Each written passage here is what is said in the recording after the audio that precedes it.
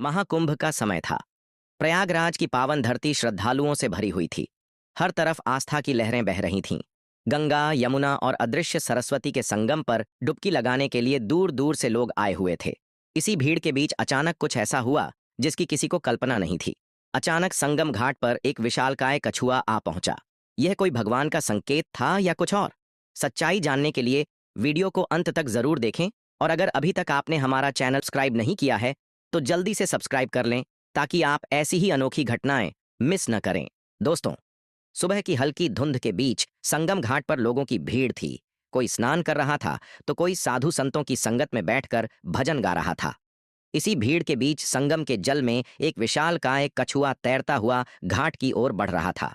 जैसे ही वह किनारे की तरफ आया, कुछ लोग डरकर पीछे हट गए। किसी ने चिल्लाकर कहा, अरे वो देखो, कितना बड़ा कछुआ! एक बूढ़ी औरत ने कांपती आवाज में कहा, इतना बड़ा कछुआ मैंने पहले कभी नहीं देखा। कछुआ धीरे धीरे किनारे के पास आ गया और वहां रुका। उसकी हरकतों में अजीब सा कुछ था, जैसे वह किसी को ढूंढ रहा हो। कुछ लोग श्रद्धा से हाथ जोड़कर देखने लगे, लेकिन कुछ घबरा गए। बात फैलते देर नहीं लगी और कुछ ही मिनटों में घाट पर हलचल बढ़ गई। जल्द ही संगम घाट की सुरक्षा में तैनात पुलिस वाले वहां आ पहुंचे।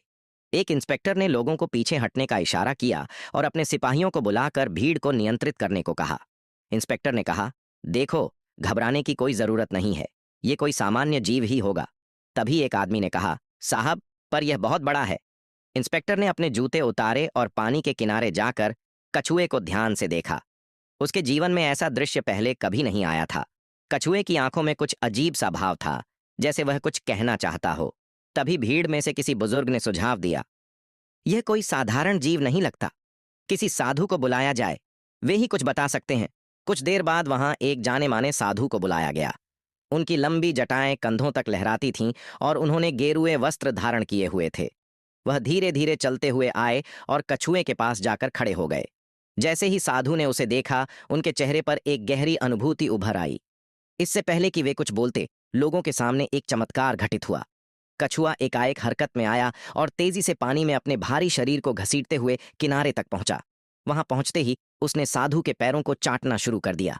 लोगों की आंखें फटी रह गईं। हे भगवान, ये क्या हो रहा है? ये साधु से मिलने आया था क्या? पुलिस वाले भी अवाक रह गए।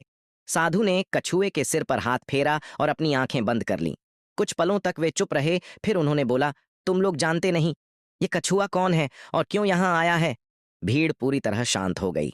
अब हर कोई साधु की बातों को सुनने के लिए उत्सुक था। साधु कुछ देर चुपचाप कछुए के सिर पर हाथ फेरते रहे। वहां खड़ी भीड़ की उत्सुकता चरम पर थी। हर कोई जानना चाहता था कि यह कछुआ इतना विशाल क्यों है और क्यों साधु के पैरों से लिपटकर इस तरह से व्यवहार कर रहा है, जैसे किसी खोए हुए अपने से मिल गया हो। इंस्पेक्टर ने आखिरकार चुप्पी तोड़ी। इंस्पेक्टर, महात्मा जी, क्या आप इस कछुए को जानते हैं? साधु ने एक लंबी सांस ली और दूर गंगा की ओर देखते हुए बोले। साधु, हाँ, मैं इसे जानता हूं। यह सिर्फ एक साधारण कछुआ नहीं है, यह वर्षों से मेरी प्रतीक्षा कर रहा था। इसकी और मेरी कहानी बहुत पुरानी है और बड़ी दुख भरी भी। लोगों की जिज्ञासा और बढ़ गई। हर कोई अब साधु की ओर देख रहा था, उनकी हर बात को ध्यान से सुनने के लिए। साधु ने जमीन पर बैठते हुए अपने पुराने दिनों की कहानी सुनानी शुरू की। साधु, ये बात कई साल पुरानी है। तब मैं एक आम इंसान था, कोई साधु नहीं। मेरा नाम सुरेश था और मैं एक साधारण मछुआरा था जो नदी से मछलियां पकड़कर अपना गुजारा करता था। मेरा घर प्रयागराज से कुछ किलोमीटर दूर एक छोटे से गांव में था। मेरी जिंदगी सीधी सादी थी, लेकिन एक दिन मेरी जिंदगी हमेशा के लिए बदल गई। साधु कुछ पल के लिए रुके, जैसे पुरानी यादों में खो गए हों। फिर उन्होंने बोलना जारी रखा। साधु, एक दिन जब मैं अपने जाल को नदी में फेंकने जा रहा था तो मुझे पानी में एक अजीब सी हलचल दिखी। मैं समझ नहीं पाया कि यह क्या था, लेकिन जब ध्यान से देखा तो पाया कि एक छोटा सा कछुआ किनारे के पास फंसा हुआ था। उसका शरीर बहुत कमजोर लग रहा था और उसकी एक टांग में गहरा घाव था। शायद किसी शिकारी ने उसे घायल कर दिया था। वह दर्द से कराह रहा था। भीड़ अब पूरी तरह से साधु की कहानी में डूबी हुई थी। साधु, मैंने अपने काम को छोड़ दिया और उसे उठा लिया। मेरी पत्नी ने उसका इलाज किया और हमने कई दिनों तक उसे अपने घर में रखा। धीरे धीरे वह ठीक होने लगा और फिर कुछ महीनों बाद वह पूरी तरह से स्वस्थ हो गया। हमने उसे कालू नाम दिया था। इतना सुनते ही कछुए ने हल्की सी आवाज निकाली, जैसे उसने अपना नाम पहचान लिया हो। यह देखकर कई लोग आश्चर्य में पड़ गए। इंस्पेक्टर, तो ये वही कछुआ है? साधु ने सिर हिलाया। साधु, हाँ, ये वही कालू है। ये तब से मेरा मित्र बन गया था। मेरे साथ गांव के तालाबों में तैरता, कभी कभी खेतों में घूमता। यह सामान्य कछुओं से बहुत अलग था। शायद यह किसी और ही दुनिया का था। लेकिन फिर एक दिन कुछ ऐसा हुआ जिसने हमारी जिंदगी को हमेशा के लिए बदल दिया। लोगों की सांसें थम गईं। सभी चाहते थे कि साधु आगे की कहानी जल्द सुनाए। साधु, उस दिन गांव में अचानक से कुछ शिकारी आए। वे नदी में शिकार करने आए थे और उन्हें जैसे ही इस विशाल कछुए के बारे में पता चला, वे उसे पकड़ने की योजना बनाने लगे। रात के अंधेरे में उन्होंने जाल बिछाया और कालू को पकड़ लिया। इतना कहते ही साधु की आंखों में नमी आ गई। साधु, मैंने उन्हें रोकने की बहुत कोशिश की, लेकिन वे ताकतवर लोग थे। मेरे पास न पैसा था न ताकत। मैं उनके सामने कुछ नहीं कर सकता था। वे कालू को एक बड़े पिंजरे में डालकर ले जाने लगे।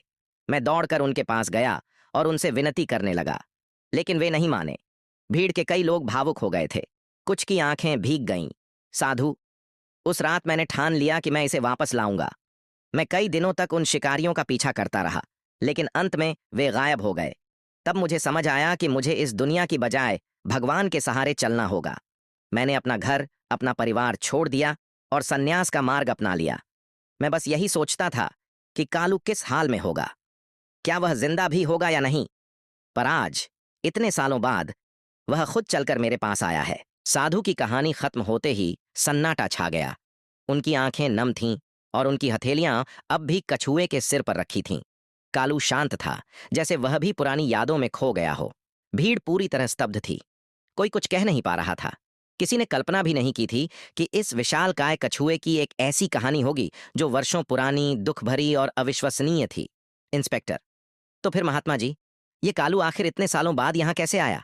साधु ने गहरी सांस ली और बोले, साधु, शायद इसकी आत्मा को शांति चाहिए थी। शायद यह मुझे ढूंढ रहा था। लोगों में हलचल होने लगी। कुछ श्रद्धालु कछुए को भगवान का दूत मानने लगे थे। कोई कह रहा था कि यह गंगा का वरदान है, तो कोई इसे किसी देवता का संदेश मान रहा था। तभी एक बूढ़ा आदमी आगे बढ़ा और साधु से बोला, बूढ़ा आदमी, महात्मा जी, मैंने वर्षों पहले एक कहानी सुनी थी कि प्रयागराज के पास एक विशालकाय कछुआ कभी गंगा में तैरा करता था। कहा जाता था कि वह कोई साधारण जीव नहीं था, बल्कि किसी पुराने आर्षी का रूप था, जिसे किसी श्राप के कारण कछुए का जन्म मिला था। इतना सुनते ही कुछ लोगों की सांसें तेज हो गईं। भीड़ से कोई, क्या यह वही कछुआ है? साधु कुछ पल चुप रहे, फिर बोले, साधु, संभव है। कालू कभी साधारण कछुआ नहीं था। यह हमेशा से समझदार था, भावनाओं को महसूस करता था, और शायद शायद यह पहले भी किसी रूप में था। कछुआ अब भी उनके पैरों के पास था, लेकिन उसकी हरकतें धीमी पड़ने लगी थीं। साधु, कालू, क्या तुम बहुत थक गए हो? कालू ने धीरे से सिर हिलाया, जैसे वह समझ रहा हो। उसकी आंखों में हल्की सी नमी झलक रही थी। तभी उसने एक लंबी सांस ली और धीरे धीरे अपनी आंखें बंद करने लगा। साधु तुरंत घबरा गए। साधु, कालू, नहीं। उन्होंने तुरंत उसे उठाने की कोशिश की, लेकिन कालू अब कोई हलचल नहीं कर रहा था। पूरी भीड़ स्तब्ध रह गई। महाकुंभ के संगम घाट पर हजारों श्रद्धालुओं के सामने कालू ने अपने जीवन की आखिरी सांस ली। साधु रो पड़े। साधु, यह सिर्फ मुझे देखने के लिए आया था। यह सिर्फ एक बार मेरे पास आना चाहता था, और फिर यह चला गया। लोग भावुक हो गए। कुछ की आंखों से आंसू बह निकले। लोगों ने सुझाव दिया कि कालू का अंतिम संस्कार विधिपूर्वक किया जाए। गंगा किनारे एक विशेष पूजा की गई। साधु ने खुद उसके शरीर को पवित्र जल में प्रवाहित किया और मंत्रों के बीच उसे गंगा में समर्पित कर दिया। पूरे घाट पर एक अजीब सा सन्नाटा था। साधु ने हाथ जोड़कर गंगा की ओर देखा। साधु, कालू, मुझे माफ कर देना। मैं तुम्हें पहले नहीं बचा पाया, लेकिन आज तुम मुक्त हो गए। लोगों ने गंगा में दीप बहाए और पूरा संगम घाट दिव्य रोशनी से भर गया। उस दिन प्रयागराज के महाकुंभ में एक अद्भुत और रहस्यमयी घटना घट चुकी थी, जिसे वहां मौजूद हजारों लोग कभी नहीं भूल पाए। और साधु, वह फिर से गंगा किनारे आकर बैठ गए। उनकी आंखें शांत थीं, जैसे उन्होंने अपने जीवन का सबसे बड़ा कर्तव्य पूरा कर लिया हो। और इसी तरह संगम घाट पर घटित यह रहस्यमयी और भावनात्मक घटना हमेशा के लिए लोगों की यादों में बस गई। क्या यह कालू की अपने मित्र से मिलने की आखिरी ख्वाहिश थी, या फिर किसी पूर्व जन्म का कोई अधूरा बंधन? यह रहस्य कभी पूरी तरह सुलझ नहीं पाया, लेकिन इस घटना ने यह जरूर साबित कर दिया कि भावनाएं सिर्फ इंसानों तक सीमित नहीं होती।